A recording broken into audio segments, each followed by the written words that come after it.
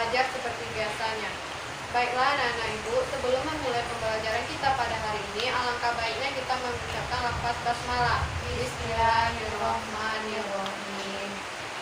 Baiklah anak ibu, pada hari ini kita akan belajar tentang dinasti Abbasiyah di Baghdad. Sebelum masuk ke dinasti Abbasiyah di Baghdad, ibu akan mereview sedikit tentang sejarah berdirinya dinasti Abbasiyah ini. Dinasti Abbasiyah ini diambil dari kata paman Nabi Muhammad, yaitu Al-Abbas. Maka dinamakan dinasti Abbasiyah. Dinasti ini berdiri mulai dari tahun 750 Masehi hingga 1258 Masehi. Khalifah pertamanya yaitu Al-Abbas Ibnu Al-Abbas bin Abdul Muthalib, yaitu paman dari Nabi Muhammad SAW. Dinasti Abbasiyah merebut kekuasaan dari dinasti Umayyah di pusat kotanya, yaitu di Damaskus. Sedangkan Damaskus ini berada jauh dari Persia, sehingga membuat pendiri dari dinasti Abbasiyah itu, yaitu Al-Abbas, mencari ibu kota baru. Beliau pertamanya memilih ibu kota yaitu Kufah dan Irak, namun akhirnya ia meninggal. Setelah itu khalifah yang kedua yaitu saudara dari Al-Abbas, yaitu Al-Ja'far, meneruskan pencarian ibu kotanya. Ia menemukan kota kecil yang berada di Persia, yaitu bernama Baghdad. Itulah singkat ceritanya dinasti Abbasiyah ini berada di Baghdad. Baiklah, untuk itu coba anak-anak ibu lihat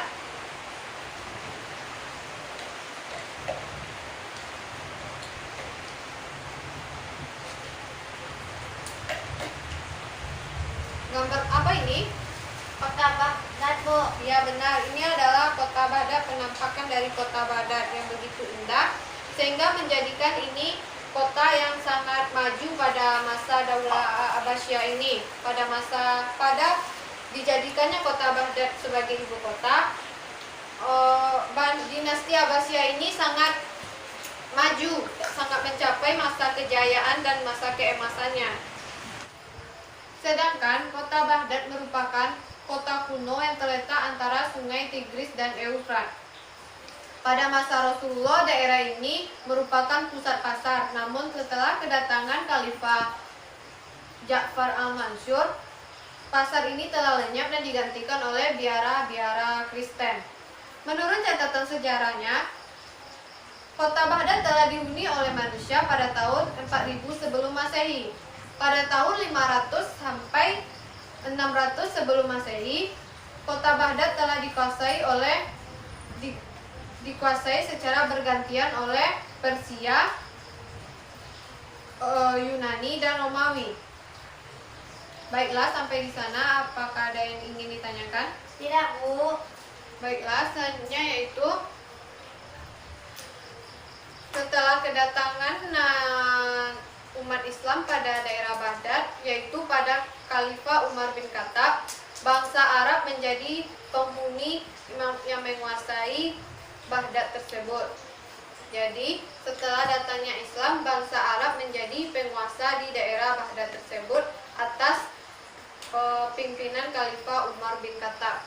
Baiklah, selanjutnya ibu ingin anak-anak ibu cari di berbagai sumber. Yang pertama yaitu siapa khalifah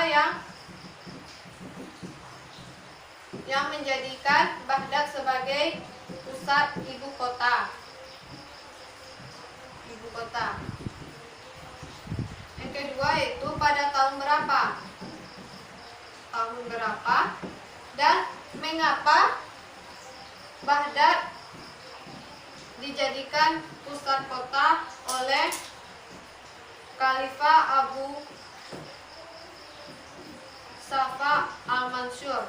Baiklah, ibu beri waktu 1 menit untuk anak-anak ibu cari 3 indikator ini.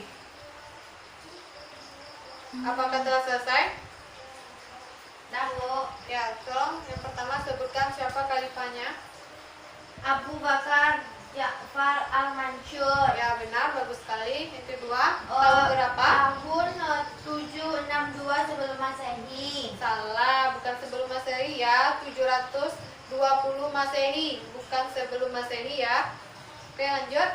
Oh. Mengapa Baghdad dijadikan pusat kota pada dinasti Abbasiyah? Karena Baghdad berada di sebuah daratan yang subur, dilalui oleh dua sungai, yaitu Tigris dan Eufrat. Eufrat, sehingga berfungsi sebagai irigasi yang mengairi lahan-lahan pertanian, Bu. Ya, bagus. Memang itu salah satu alasan mengapa Baghdad dijadikan pusat kota, yaitu karena di sana terdapat dua sungai, yaitu Sungai Tigris dan Eufrat, di mana sungai ini dijadikan sebagai irigasi pengairan sawah atau pertanian yang lainnya, sehingga pada daerah tersebut sangat subur dan perekonomian di sana sangat maju, sehingga tatanan negaranya sangat maju dibandingkan negara lain. Baiklah, apakah ada yang ingin anak-anak ibu tanyakan? Tidak, Bu. Baiklah, mungkin hanya sampai di sini. Untuk kedepannya itu tolong anak ibu cari tentang fase-fase dinasti Abbasiyah di Baghdad. Itu tugasnya untuk minggu depan. Baiklah anak ibu, mungkin hanya sekian yang dapat ibu sampaikan. Kalau ada salah mohon dimaafkan. Ibu akhiri pembelajaran kita hari ini dengan mengucapkan Alhamdulillahirobbilalamin. Assalamualaikum warahmatullahi wabarakatuh. Waalaikumsalam.